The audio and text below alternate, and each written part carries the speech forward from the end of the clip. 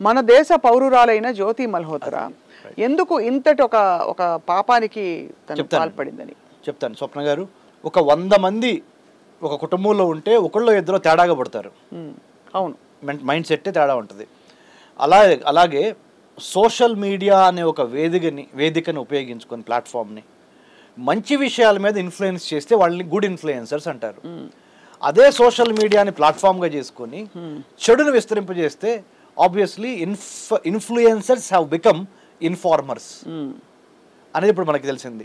Now from influencing of a good thoughts or good leadership or good things, మంచి జరిగేవి, ఆహ్లాదకరమైనవి, వీటిని influence చేయాల్సింది పోయి చెడు విషయాలని, భారతదేశ అంతర్గత భద్రతా రహస్యాలని, సింబాలిక్ అండ్ సాఫ్ట్ అని 2 ఉంటాయి టార్గెట్స్. అవునవును.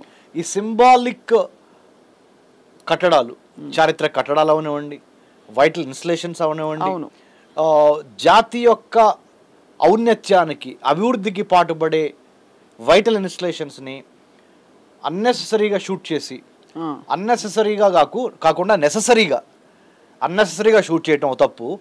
చాలా ఫోకస్డ్గా దాన్ని పాకిస్తానీ హైకమిషన్ ఇన్ న్యూఢిల్లీలో పనిచేస్తున్న ఒక పాకిస్తానీ ఆఫీసర్, డానిష్ అతని పేరు, అతనితో రిలేషన్స్ ఏర్పాటు చేసుకొని అతని యొక్క కోఆపరేషన్తో పాకిస్తాన్ 2 సార్లు వెళ్ళొచ్చి ఆ మీద వచ్చిన ఇవన్నీ these are the allegations. Right now they are trying to prove the law enforcement agencies of India. Right, వాళ్ళు ప్రూవ్ చేసే ప్రయత్నం చేస్తారు. అసలు ఎలా పట్టుకుని ఉంటారు జ్యోతి మల్హోత్రా అనే ఒక ఇన్ఫ్లుయెన్సర్ని ఎలా పట్టుకున్నారు? చెప్తానండి. ఇంటెలిజెన్స్ ఒక 5 రకాలు ఉంటాయండి. హ్యూమన్ ఇంటెలిజెన్స్, మనిషి రూపంలో ఉన్న ఇంటెలిజెన్స్, మనుషుల ద్వారా వచ్చే intelligence, technical intelligence, visual intelligence, imagery intelligence, satellite intelligence, offensive intelligence, defensive intelligence, horizontal intelligence and vertical intelligence. Right. ఇన్ని రకాల ఇంటెలిజెన్స్ని when you connect the dots you get a actionable and credible intelligence అంటారు. అవును. ఏదో ఊరినే ఒకళ్ళ మీద ఆరోపణ అట్లా వేసేసారు. కరెక్ట్. దాని వెనక ఎంతో బ్యాక్గ్రౌండ్ వర్క్ చేసిన తర్వాత మాత్రమే అది బయటకు వస్తుంది. అవును. సో మీరు అడిగారు ఎలా ఆమెను ఐడెంటిఫై చేయగలిగారని. సో దీని వెనక మీకు ఇన్ని రకాల ఇంటెలిజెన్స్ ఏజెన్సీస్ సమిష్టి కృషి, దీంతోపాటు వాళ్ళు తీసిన ఆ వీడియోసు శత్రు దేశాల్లోకి రీచ్ అయ్యి శత్రు దేశంలో పలానా ఆఫీసర్ దగ్గర ఈ వీడియో తాలూకా విషయాలు కూడా అక్కడ ఉంటాం కోరిలేట్ చేసుకున్నారు. సో ఇప్పుడు మన అకౌంట్లో, మన సోషల్ మీడియా అకౌంట్లో ఉన్న వీడియోస్ని బట్టి ఏమంటే మీరు తప్పు అని చెప్పడం కాదు, ఆ వీడియోస్ యొక్క కంటెంట్ని శత్రు దేశాలకైతే ఏదైతే పాకిస్తాన్లో రీచ్ అయిన ఆ పర్టికులర్ ఆఫీసర్ దగ్గర ఉన్నదాన్ని మనకున్న ఇంటెలిజెన్స్ ద్వారా క్రోడీకరించుకొని అప్పుడు మాత్రమే అవును చెప్పగలుగుతారు. ఎందుకు ఒక కోర్ట్ ఆఫ్ లాలో దీన్ని ప్రూవ్ చేయాలి మళ్ళీ. అవును. It's not only saying hey you have committed crime or you have done this spy or espionage అంటారు. ఎస్పెనాయేజ్ ప్రొనౌన్సియేషన్లో తేడా ఉంది అంతే.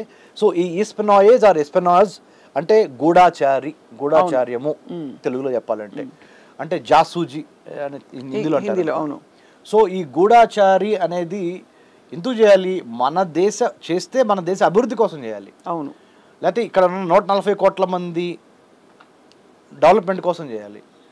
సో నువ్వు ఈ దేశంలో ఉంటా, ఈ దేశం తిండి తింటా, ఈ దేశ జాతీయ గీతం పాడతా, ఈ దేశ త్రివర్ణ పతాకానికి వ్యతిరేకంగా అది పాకిస్తాన్ లాంటి దేశానికి నువ్వు సమాచారం అందించావని తెలిసిన దగ్గర నుంచి ఆమె కాదు, ఒక్క జ్యోతి మల్హోత్రానే కాదు, ఇంకో 12 మంది ఉన్నారండి. ఇవి కాకుండా ఇంకొక 12 మంది వరకు ఉన్నారు. 6 ఒకళ్ళు ఉత్తరప్రదేశ్ నుంచి, 6 పంజాబ్ నుంచి, 6 హర్యానా నుంచి. ఓహో. సో అంతా కేంద్రీకృతమై ఉంది అక్కడ. ఎందుకు కేంద్రీకృతమైందంటే బోర్డర్ స్టేట్స్ అయ్యి. అవును. హర్యానా ముఖ్యంగా, Punjab is a border state. అంటే ఏ కోణ నుంచి ఈ అమ్మాయి ఇన్ఫర్మేషన్ అందించి ఉంటుంది సార్? అంటే మీరు చెప్తాను. అంటే కొన్ని మనము టీవీల్లో కొన్ని మాట్లాడకూడదు. అంటే ఈ ఫలానా బిల్డింగ్ కి ఎన్ని ఎంట్రన్సెస్ ఉన్నాయి అంతే, అటువంటి అంటే ప్రాథమిక సమాచారం ఇచ్చినా చాలు. మీరు అడగొచ్చు నన్ను, ఆ ప్రాథమిక సమాచారము అందరి దగ్గర ఉంటుంది కదా అని. పాకిస్తాన్ శాటిలైట్లు ఉంటాయి కదా, వాళ్ళు కూడా మరి ఇండియా మీద ఫోకస్ పెట్టి శాటిలైట్ నుంచి తీసుకోవచ్చు కదా అని. అవును. అది aerial view, aerial shots are completely different from he's walking into the place. చిన్న ఉదాహరణ, హైదరాబాదులో వందే భారత్ మన రైలు ప్రయాణం ఇక్కడ స్టార్ట్ అయినప్పుడు between Hyderabad to Bengaluru, she was here in Hyderabad also. She entered in to the train, she sat on the newly built Vande Bharat Express. She sat inside the train and she was relaxing in the chair and making videos going around the VIP moment and all that, entry point, exit point and many other issues. అది కూడా పట్టుబడిందా? That video also been caught. Oh my God.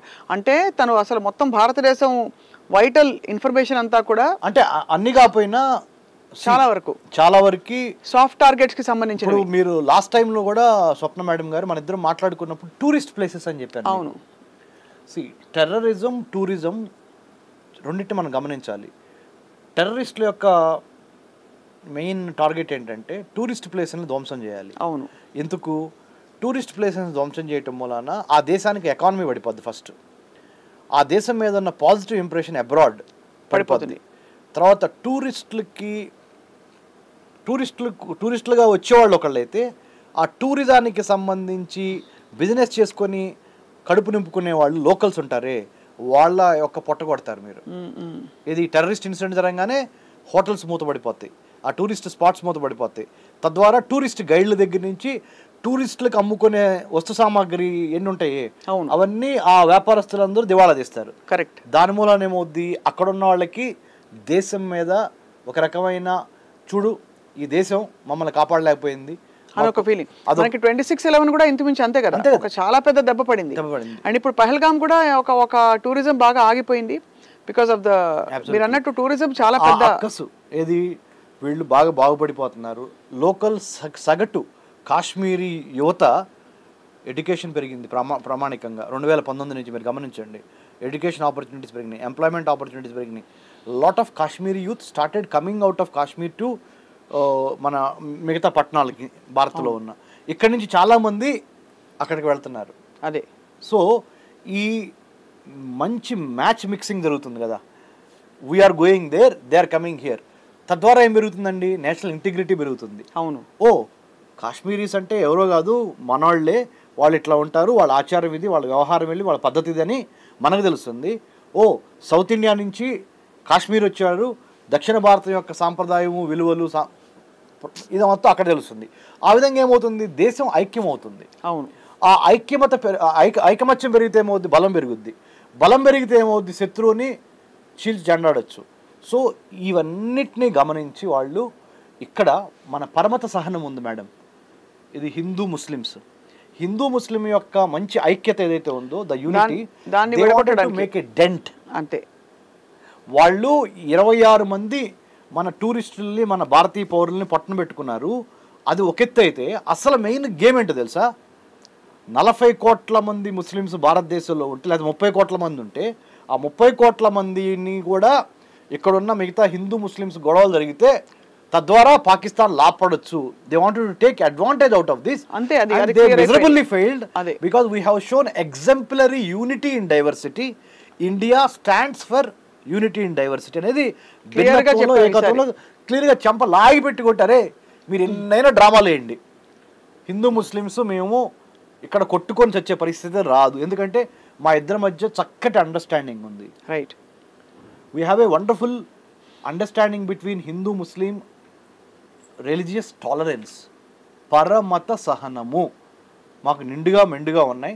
మేము చాలా కలిసిపోయాం ఇక్కడ, మమ్మల్ని ఏం చేయలేరు అనే మెసేజ్ మనం ఇచ్చేసామండి. So that is the strength of India, మన సెక్యులర్ ఫ్యాబ్రిక్ అండి.